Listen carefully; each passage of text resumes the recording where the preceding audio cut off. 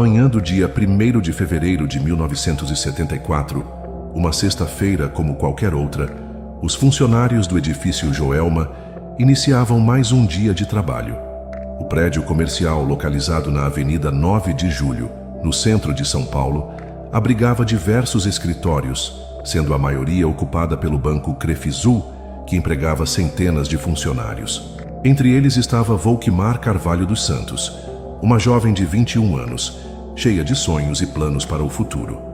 Formada como professora primária, havia sido recentemente aprovada para o curso de Letras na Universidade de São Paulo, mas continuava trabalhando na área administrativa do banco, onde exercia funções de gravadora em processamento de dados no 23º andar.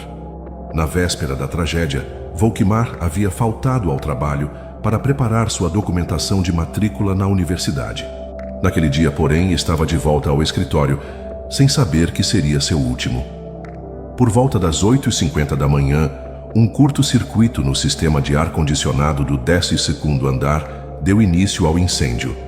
Como o edifício possuía materiais altamente inflamáveis, como divisórias de madeira, carpetes e forros de fibra sintética, o fogo rapidamente se espalhou. Em questão de minutos, as chamas tomaram mais da metade do prédio. A estrutura do Joelma apresentava diversas falhas de segurança, que tornaram o combate ao fogo quase impossível. Não havia escadas de emergência externas. Os hidrantes internos não tinham pressão suficiente.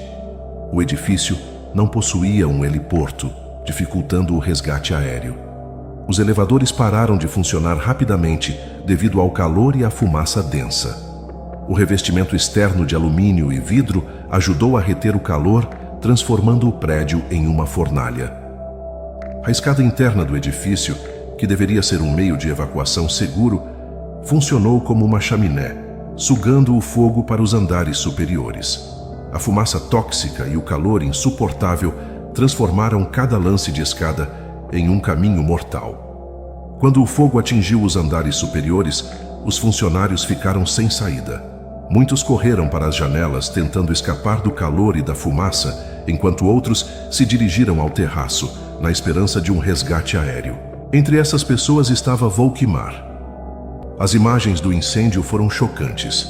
Funcionários desesperados saltavam dos andares na tentativa de escapar das chamas.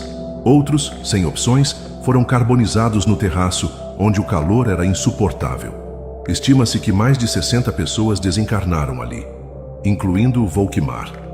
A jovem relata que, ao sentir a fumaça invadindo seus pulmões, sentiu um sono profundo e, ao acordar, percebeu que já não estava mais no prédio. Sua transição para o plano espiritual havia acontecido de forma inesperada. A dor da perda de Volquimar foi imensa para sua família, especialmente para sua mãe, Valquíria Carvalho dos Santos. Como muitos familiares das vítimas do Joelma, ela buscou consolo na fé e na espiritualidade.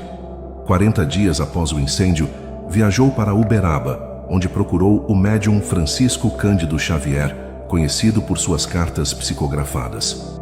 No encontro, Chico Xavier descreveu detalhes da vida de Volquimar, incluindo informações que ele não poderia saber de forma natural, como o fato de que a jovem havia deixado em casa um cartão de comunicação mediúnica com letras e números que usava para se comunicar com os espíritos ainda em vida. Na carta psicografada, Volquimar enviou uma mensagem emocionante à mãe.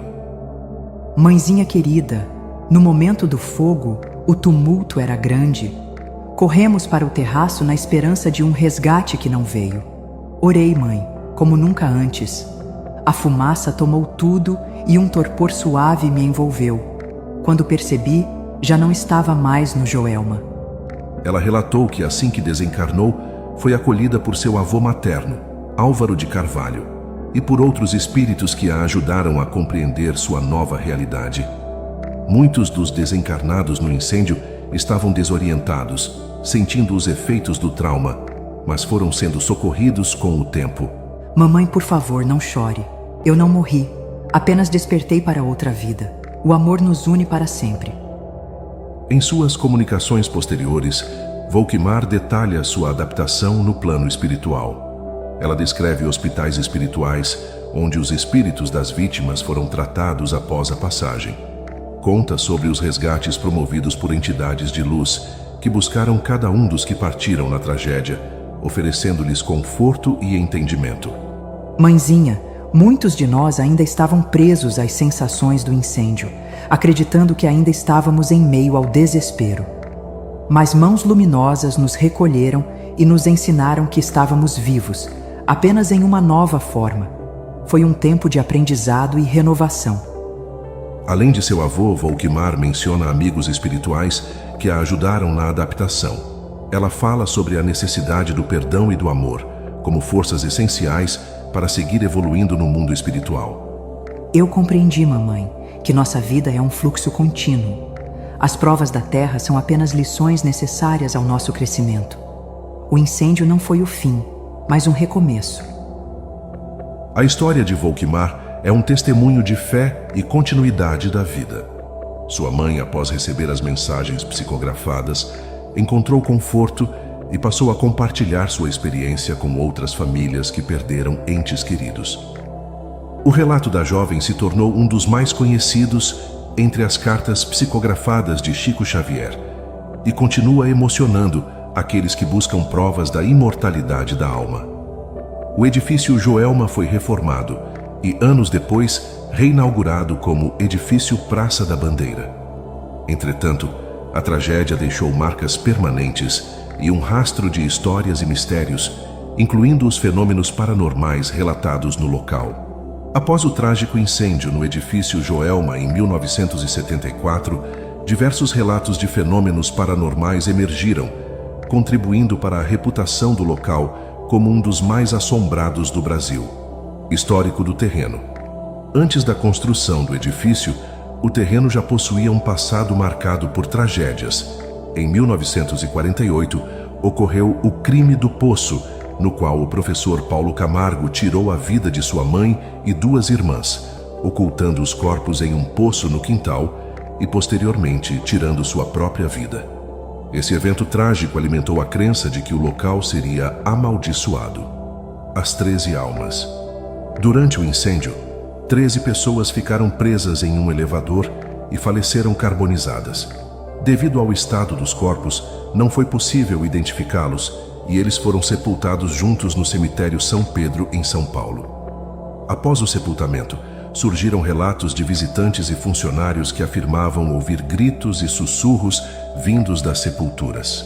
Com o tempo, as 13 almas passaram a ser veneradas por devotos que acreditam em seu poder de intercessão, deixando copos de água sobre as lápides como forma de homenagem. Relatos de aparições. Funcionários e visitantes do edifício relataram diversas experiências sobrenaturais, incluindo fenômenos poltergeist, relatos de luzes que se acendem e apagam sozinhas, portas que abrem e fecham sem explicação e sons inexplicáveis nos corredores. Aparições.